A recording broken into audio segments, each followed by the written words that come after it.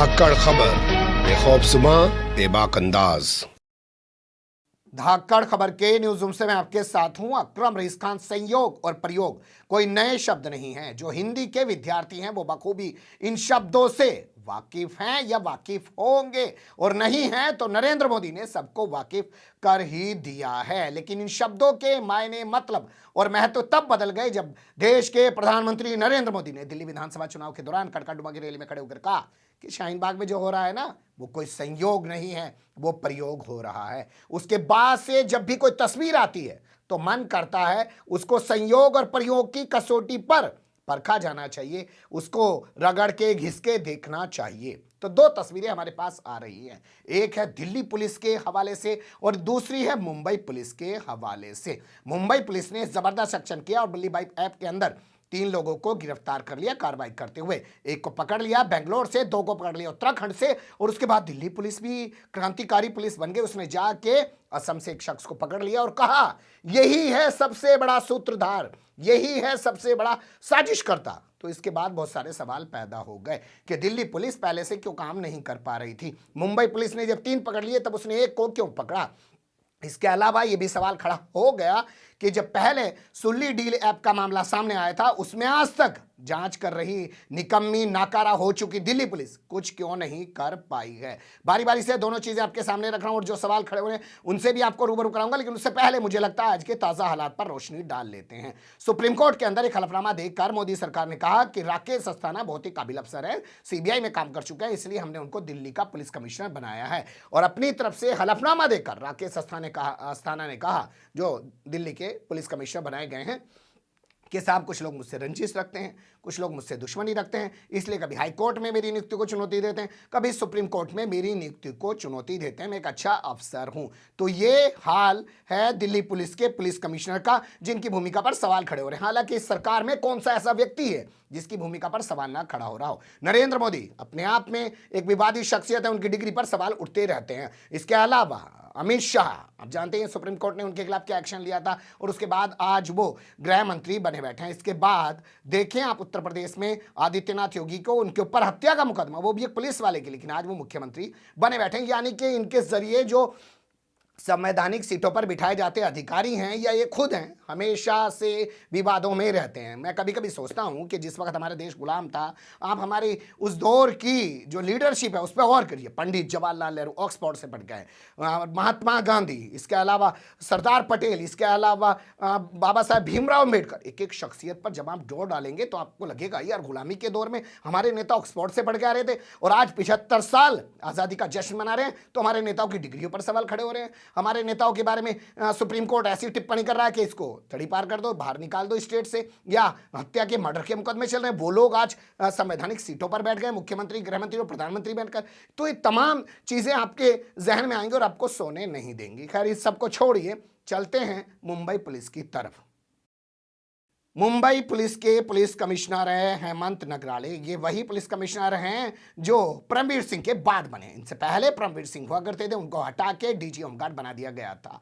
इन्होंने कल एक प्रेस कॉन्फ्रेंस की, प्रेस कॉन्फ्रेंस करके बताया कि बुल्ली बाई ऐप का जो मामला सामने आया उसमें जांच के बाद सबसे पहले इन्होंने कुमार विशाल झा को बेंगलुरु से पकड़ा, जो 2nd ईयर का इंजीनियरिंग का छात्र है। इसके बाद श्वेता नाम की एक लड़की को उत्तराखंड से पकड़ा, और इसके बाद इन्होंने उत्तराखंड के ही मयंक रावत को भी पकड़ा है। साथ ही इन्होंने बताया कि जब गिरफ्तारी हुई, गिरफ्तारी के बाद वहां की जो पुलिस है उसने मुंबई पुलिस को लेकर किस तरीके की टिप्पणियां की, केस के बारे में किस तरीके की बातें की, उस पर इन्होंने ऐतराज दर्ज कराया है। पहले आप इनको सुन लीजिए, फिर आपके सामने दिल्ली पुलिस का कारनामा शाहकार रखने जा रहा हूं। मित्रों,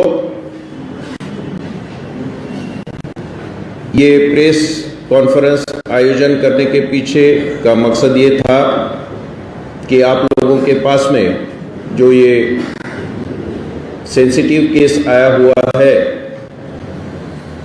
बुल्ली बाई, आप लोगों को इस केस के बारे में काफ़ी ज़्यादा मालूमात है,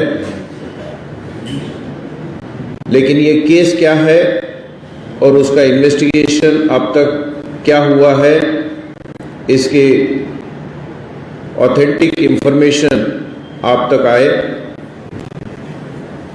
और काफ़ी र्यूमर्स प्रेस में, मीडिया में काफ़ी रूमर्स भी चल रहे थे, तो उसका भी खंडन हो, इसलिए ये प्रेस कॉन्फ्रेंस आयोजित की गई है।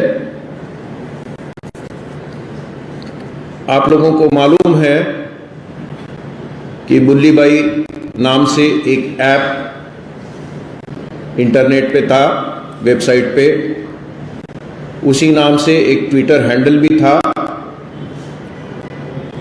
इस वेबसाइट के ऊपर कुछ प्रतिष्ठित विशिष्ट समाज की महिलाओं के पिक्चर्स लोड किए गए थे और कुछ ऑब्जेक्शनेबल मैसेजेस उसके साथ में दिए गए थे। इसकी कंप्लेंट हमारे पास में 2 जनवरी को आने के बाद में तुरंत हमने एफआईआर दाखिल किया और हमारा इन्वेस्टिगेशन शुरू हुआ। इस इन्वेस्टिगेशन में इनके जो 5 फॉलोअर्स थे उनके बारे में हमने इंफॉर्मेशन निकाली, टेक्निकल एनालिसिस किया और इस टेक्निकल एनालिसिस के बेसिस पे हमने बेंगलोर से कुमार विशाल झा, जो 22 साल का युवक है, इंजीनियरिंग के 2nd ईयर का छात्र है, इसे हमने अरेस्ट किया। इन्वेस्टिगेशन जैसे आगे बढ़ा, उत्तराखंड से हमने नाम के आरोपी को, जो अब 18 साल की लड़की है, उसको हमने अरेस्ट किया है और उसका 5 दिन का ट्रांजिट रिमांड हमें मिला है। विशाल झा, इसका 7 दिन का पुलिस कस्टडी हमें मिला है और एक आरोपी हमने उत्तराखंड से आज ही अरेस्ट किया है, मयांक रावत नाम का। उसका भी ट्रांजिट रिमांड लेके हम उसको यहां पे लाएंगे। इन्वेस्टिगेशन आगे चलेगा और इसमें जितने भी इन्वॉल्व आरोपी है, जिन्होंने इस क्राइम में सहभाग लिया है, इस गुने में सहभाग लिया है, डायरेक्टली या इनडायरेक्टली, हमारी कोशिश रहेगी कि उन सभी आरोपी को हम अरेस्ट कर पाए और प्रोसिक्यूट कर पाए, क्योंकि एक बड़ा ही घिनौना अपराध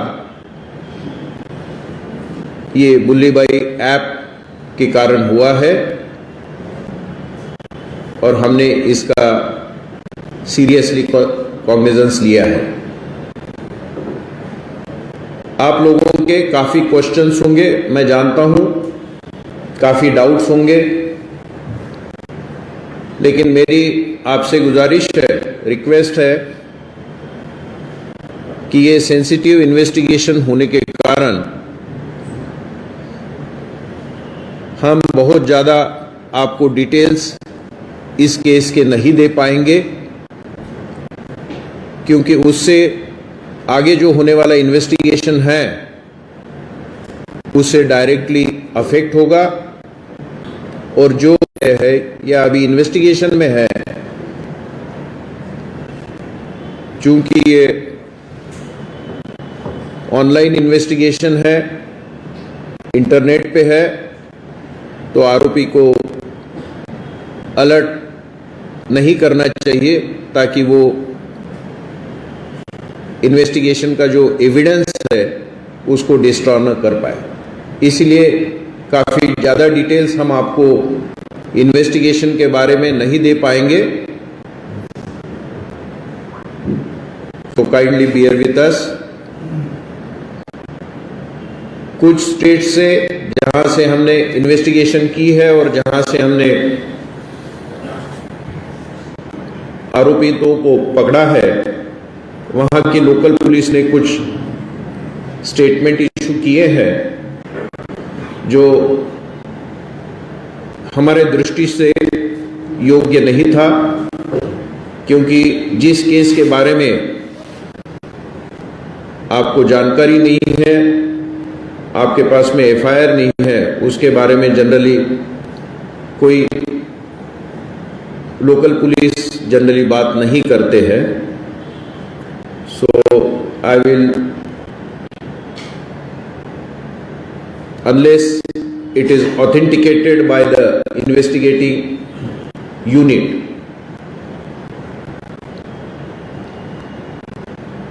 मैं आप लोगों से आपको जो प्रेस नोट दी जाएगी उसमें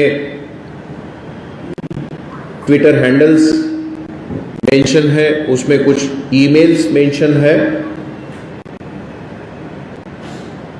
तो इंटरनेट पे जो भी हमारे नागरिक है जिनको इन लोगों के बारे में कुछ भी पता होगा, कुछ भी डिटेल इंफॉर्मेशन वो दे सकेंगे, तो हमें वो हमारे इन्वेस्टिगेशन में काम आ सकेगी. इसी के साथ मैं अपनी प्रेस कॉन्फ्रेंस पूर्ण करता हूं.